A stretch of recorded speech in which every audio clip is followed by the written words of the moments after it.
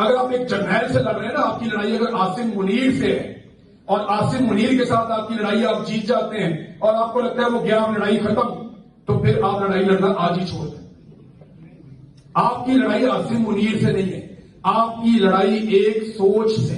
ये हम में से हैं, हम इनमें से नहीं है। हम इनका फैसला करेंगे, ये हमारा फैसला नहीं करेंगे, ये कर ही नहीं सकते। इनकी औकात ही नहीं है, इनकी समझ ही नहीं है। पब्लिक फैसला करे। आपको इस्तेस्ना नहीं चाहिए, साहब को चाहिए। क्यों चाहिए भाई? मैं बताता हूं क्यों चाहिए। ये आपको मैं बताता हूं क्यों चाहिए। जब से फील्ड मार्शल आसिम मुनीर साहब आए, 4 कत्लेआम हो चुके हैं। 4। हर साल एक बड़ा कत्लेआम होता है। 2025 में 2 मरतबा हुआ।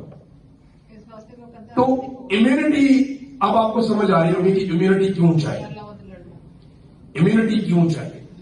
क्या हजरत उमर फारूक रज़ी अल्लाह तआला ने इम्यूनिटी मांगी थी? खुलफाए राशिदीन में से किसी के पास कोई इस्तिस्ना नहीं थी। इस्तिस्ना क्यों चाहिए? डर किस बात का है? डर इस बात का है कि जो आप सबके अंदर कंफ्यूजन है वो दूर होगी, अब होनी चाहिए।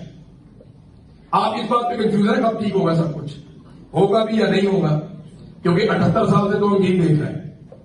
ये डर आपको बता रहा है कि ये ठीक होगा और होने वाला है।